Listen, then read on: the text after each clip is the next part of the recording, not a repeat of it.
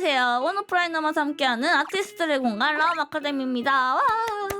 요번 세미나 그동안 진행되었던 깜찍 발랄 캐주얼 그림과는 좀 결이 다릅니다. 그러나 그림을 그리는 사람들이라면 모두가 들으면 도움이 될 만한 내용으로 구성이 된 그런 세미나인데요. 바로바로 인풋과 아웃풋 그리고 취향에 대한 내용, 그리고 취향을 어떻게 집어넣을 수 있는지에 대한 그런 포괄적인 내용을 다뤄볼 예정인데요. 엄청나게 강렬하고 매력이 찰찰 넘치는 바로 이 일러스트들 지금 보이시죠? 그리시는 작가님이십니다. 인사드리겠습니다. 고슈 작가님입니다. 안녕하세요, 작가님. 안녕하세요. 일러스트 고쇼입니다. 반실사 일러스트를 주로 작업을 하고 있고 웹소설 표지 외주 작업이나 개인작 계속하면서 작가 활동하고 있고요. 이 세미나를 들어서 좋으실 분들은 제가 생각했을 때 본인만의 색깔을 정하고 싶으신 분들, 막연하게 내가 봐왔던 좋은 것들을 어떤 식으로 그림을 표현하면 좋을까? 그런 방향에 있어서 헷갈리시는 분들, 그런 분들이 듣기에 좋지 않을까 싶습니다. 네. 그럼 이제 슬슬 세미나 시작해도 괜찮을까요?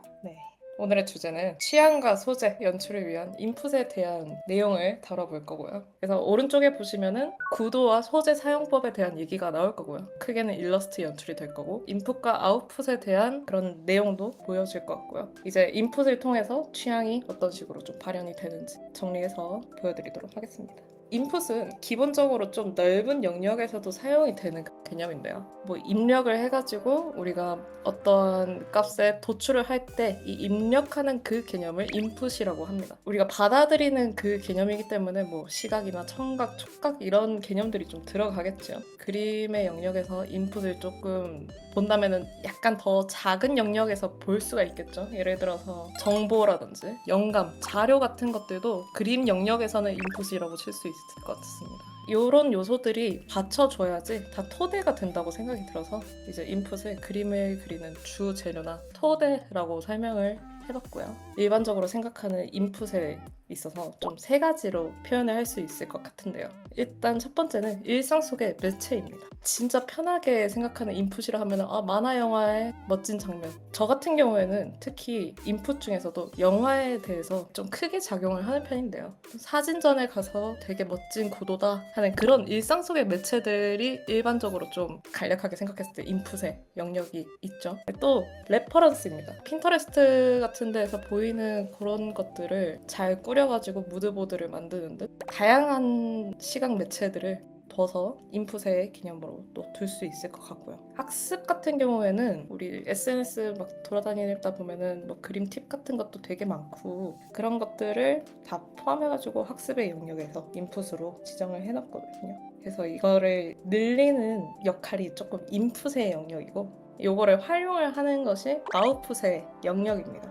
이거는 제가 인풋과 아웃풋을 그림 학습적인 개념에서 어떤 식으로 진행을 했는지에 대한 예시인데요. 일단 인풋으로는 단순하게 손을 잘 그리고 싶다 그런 욕망이 조금 있었어요. 일단은 자료 같은 것들을 보면서 형상들이나 각도 그런 걸로 인해서 생기는 그런 디테일이나 이런 것들을 좀 구성을 해서 우리가 인풋을 계속 하고 있는 거죠. 모작을 해보거나 아니면은 그리면서도 이거는 뭔가 좀 이렇게 선이 관절이 꺾이지 않고 쫙 펴졌기 때문에 그렇게 좀 보이는구나 라던가 이런 걸 은근하게 계속 머릿속에 주입을 하는 그런 과정이 인풋의 개념이죠. 요거를 이제 아웃풋의 영역으로 끌어올렸을 때 어떤 식으로 좀 해석을 했느냐. 손이 되게 집약적으로 뭉쳐 있으니까 괜히 뭔가 좀 그로테스크한 그런 느낌도 좀 드는 것 같고 울퉁불퉁한 이런 묘사들이 들어갔을 때 좀 더 그로테스크한 느낌이 드는 것 같아 라고 생각이 들어서 오히려 이런 그림에서 좀 풀어낸 거죠. 이런 식으로 그림을 그리다 보면은 남들한테 보여주는 그런 그림을 좀 더 많이 늘릴 수 있지 않을까? 자작을 할 수 있지 않을까? 제일 좋다라고 생각이 드는 거는 인풋이 내가 딱 들어왔어. 얘를 바로 그냥 아웃풋으로 딱 도출을 해내는 게 제일 좋은 균형이라고 생각을 해요. 인풋은 조금 적은데 아웃풋이 좀 많다라고 하면은 결국에 똑같은 그림을 되게 많이 생산하는 일이 생기지 않을까? 왜냐면 새로운 자극이 많이 없으니까 그리는 내가 좀 지루해질 수도 있는 그런 딜레마가 올 거라고 생각이 들거든요. 이제 결이 비슷하죠. 아까 한 얘기와 인풋이 많아지다 보면은 너무 많은 방대한 양의 정보잖아요. 다 그걸 일일이 기억하기가 어렵죠. 거기 중에서 어떤 거를 좀 우선순위를 두느냐, 더 내 심금을 울리는 그런 것들이 있을 거라고 생각이 들어요. 그게 취향이랑 연결이 된다라고 생각을 하고요.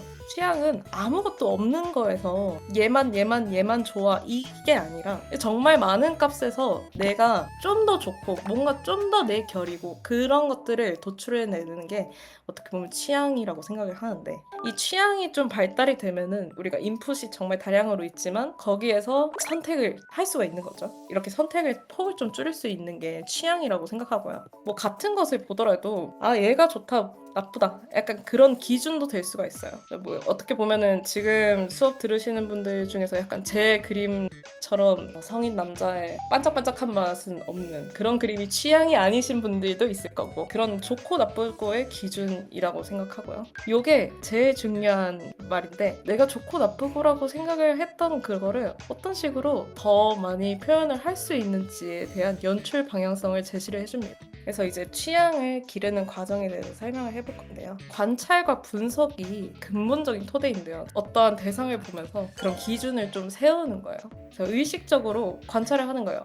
예쁘다 이렇게 넘어갈 수도 있는 그런 문제지만 좀 더 쪼개서 보는 거죠. 소재가 특별하다 뭐 이런 식으로 저만의 기준을 세우는 습관 자체가 의식적 관찰이고, 그 다음에는 얘가 실루엣이 좋은 거는 뭔가 입었을 때 몸매를 보정해서도 좋을 것 같고 세련되게 보이는 것 같아. 그런 식으로 좀 이유를 찾는 거죠. 그러면 정리를 해보자면 저는 되게 좀 몸선이 깔끔하게 드러나는 그런 실루엣이 있는 그런 옷이 좋다던가 그런 그림을 좋아하는 것 같아 라고 좀 정리를 해보면서 계속 반복을 하는 거예요. 오른쪽에 예시 사진은 가장 심금에 울렸던 그런 사진이에요. 보자마자 너무 좋다 그런 생각이 들어서 이제 관찰을 의식적으로 시작을 해본 겁니다. 소재 반사로 인한 다양한 얼굴각이 되게 좀 좋았던 것 같아. 그리고 여기서 가장 좀 인상 깊은 게 너무 좀 작아서 잘 안 보이긴 하지만 물고기 한 마리가 같이 있거든요. 굉장히 큰 수조 안에 좀 고독하고 쓸쓸하게 있는 이런 물고기라는 그 이미지가 심금을 울린다. 그런 식으로 좀 분석을 해봤고요. 그리고 끼어있는 이 나무로 만든 수조는 색깔의 대비가 굉장히 블루톤이 크게 작용을 하고 있어서 어떻게 보면은 한쪽으로 좀 빠질 수가 있었는데, 이 레드에 가까운 이 우드톤이 중심을 잡아주면서 되게 매력적으로, 그래서 요거를 정리를 해봤어요. 나는 약간 여기서 무표정한 이미지 같지만 뭔가 잔잔하게 그런 시선이 흐르는, 그냥 한 컷으로 좀 설명이 되는 그런 이미지가 되게 좋았던 것 같다. 특이한 오브제잖아요. 이런 소품들이 그림에 들어갔을 때 되게 좀 매력이 있겠다. 그리고 뭔가 색감적으로 대비를 좀 주면서 전체적으로 좀 컬러를 팝하게 쓸 수도 있는 그런 것들을 종합을 했을 때 비슷하게 라인을 둘 수 있는 그런 레퍼런스와 무드보드를 이렇게 도출을 해낼 수가 있는 거죠. 이렇게 관찰을 통해서 내가 이걸 봤을 때 좋았던 포인트들을 이렇게 좀 내가 스스로 확실하게 알고 있으면은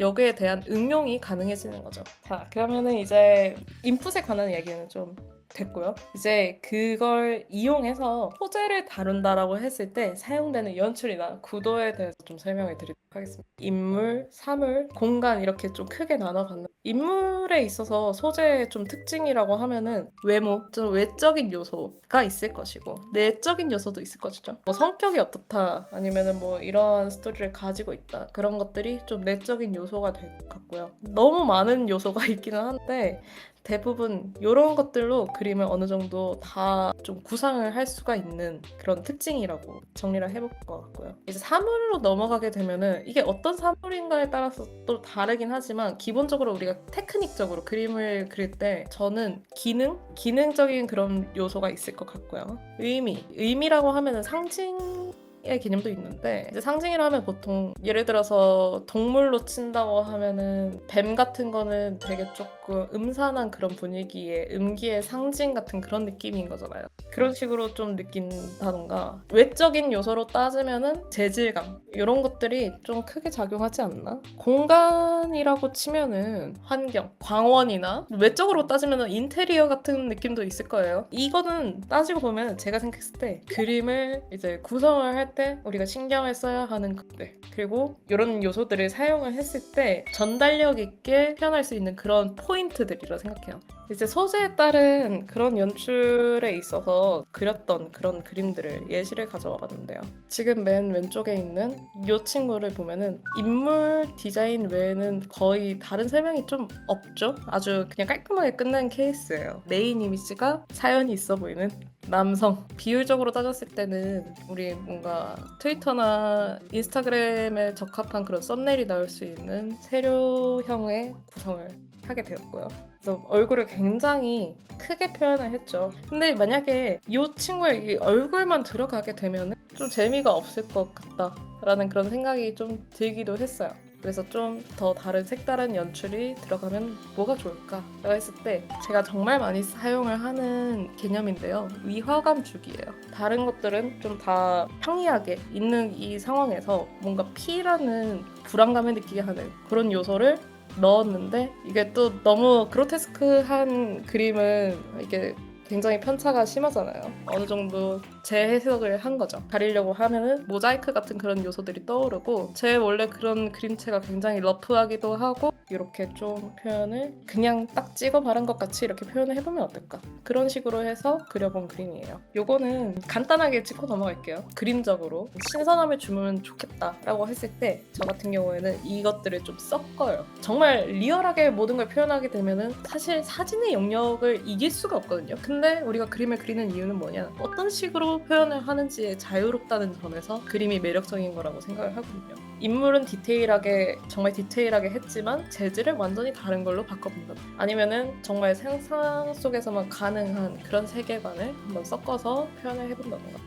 그래서 결론적으로는 이제 취향의 구체화가 된 게 이렇게 우리 그림에서 소재가 된 거고요. 어떠한 소재를 가지고 걔네들을 어떻게 보여줄지 이런 것들이 결국에 연출이고요. 그리고 얘를 연출적으로 이렇게 표현을 하면은 짜잔 하고 작업물이 도출이 되는데 그냥 작업물이 아니라 내 취향이 완전히 첨가가 된 그런 작업물이 나올 수 있어요. 내 작업물에 내 개인의 취향이나 색이 많이 들어갔기 때문에 통상적인 이미지보다는 그 뒷사람이 추구하는 멋이 느껴지는 그런 추구미가 확실하게 보이는 그런 아웃풋이 나오지 않나. 그렇게 되면은 단순하게 그림을 그렸다라기보다는 이 작가는 이런 색깔로 이런 거를 하겠구나라는 그런 인식도 있을 것이고요. 작가로서 활동을 하기에 더 좋은 그런 방향을 주지 않나. 작가의 페르소나가 나타날 수 있겠죠. 감사합니다.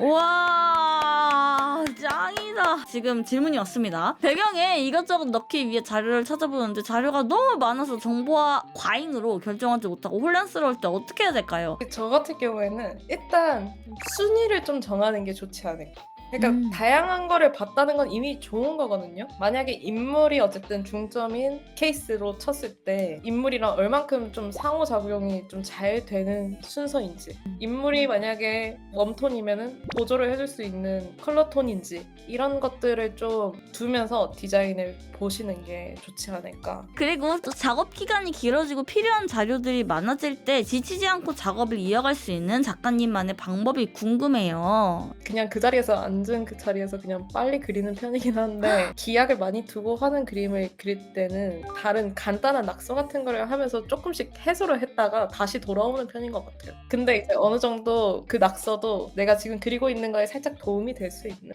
근데 사실 진짜 너무너무 좋은 내용이었어가지고 사실 수업을 또 진행을 하고 계시잖아요. 수업에서도 어떻게 진행이 되는지 수업은 어떤지에 대해서도 저희가 한번 듣고 들어가면 좋을 것 같은데요. 일단 저는 수업을 중급반 정도로 설정을 해뒀던 걸로 기억을 하는데요. 토요일 7시에서 10시 이렇게 수업을 3시간 동안 작업을 하고 있어요. 좀 차근차근 하나씩 좀 짚어가면서 하고 있고요. 보통은 제 수업을 들으시러 오시는 분들이 저처럼 뭔가 작가 형태의 프리랜서를 지망하시는 분들이 많이 오셔서 이렇게 소품이 많은 그림을 그려보자가 아니라 그분들이 적당히 좋은 인풋을 통해서 본인 취향을 좀 발현을 시키고 특유의 쪼를 더 퀄리티 있게 표현하는 게 뭔지 약간 그런 것들을 생각을 하면서 수업을 진행하고 있습니다. 제 수업을 듣게 된다면 아주 대중적인 길을 걷지는 않을 수도 있지만 개성은 확실하게 챙길 수 있지 않을까.